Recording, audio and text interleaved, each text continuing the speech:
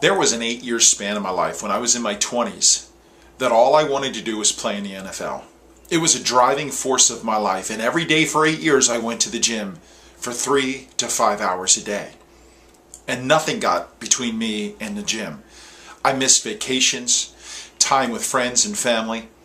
I gave up partying time. I didn't care if I was sick or didn't feel like it. I went to the gym for 3 to 5 hours every single day of my life to prepare for the NFL. It was a driving force, and it governed everything in my life. Everything else was built around that dream. And then one day I found out. I came to a stark realization. I hate working out. I hate the gym. I hate working out with free weights.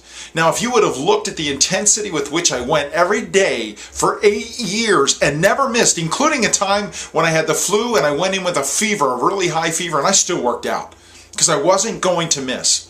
You would have said, Ed, you were sold out, a freak, passionate about working out. And on the outside to everybody else, that's what they believed. And that's what I believed. It wasn't until at the end of that 8-year period, I got a call from the NFL, a team I was trying out for, and they said, you didn't make it.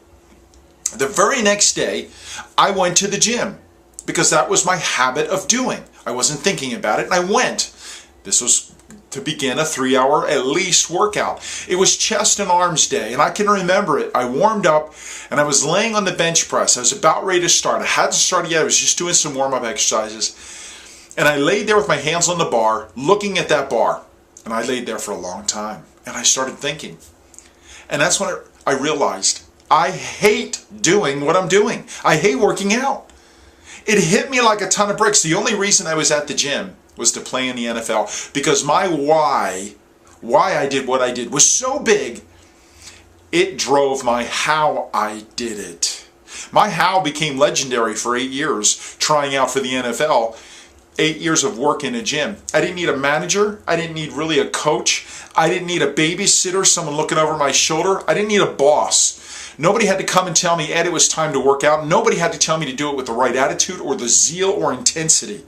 I did it, and it was something I absolutely despised doing. In the 30 years since of finding out I couldn't play in the NFL, I didn't realize my dream. I still have not been back to the gym to work out with free weights. I've changed. I've done other things. But now my workouts are 30 minutes instead of 3 to 5 hours. Your why is everything. If you understand why you're doing what you're doing, your how is easy. And here's what I have found, that over 70% of the American people don't like doing what they're doing, which means we're losing $550 billion a year in lost productivity because we're sitting at our desks, in our jobs, our cubicles, our offices, our cars, and we're questioning why we're doing it. We're doing the same thing I did years ago when I laid on that bench press and realized I hate doing this. And the reason, because I didn't have a why anymore. If you don't have a why, I don't care how big your paycheck is. I don't care the position, the status, the title, or how big the office is. If your why isn't there, your how can never be legendary. If you want a legendary how, you want to be known for a work ethic that is world class, out of this world, then discover your why. Ask yourself, why are you doing what you're doing? And if you don't know, you better find it, and find it quickly. My name is Ed Carcarey. I'd love to connect with you at edcarcarey.com. Find your passion, you'll find your life.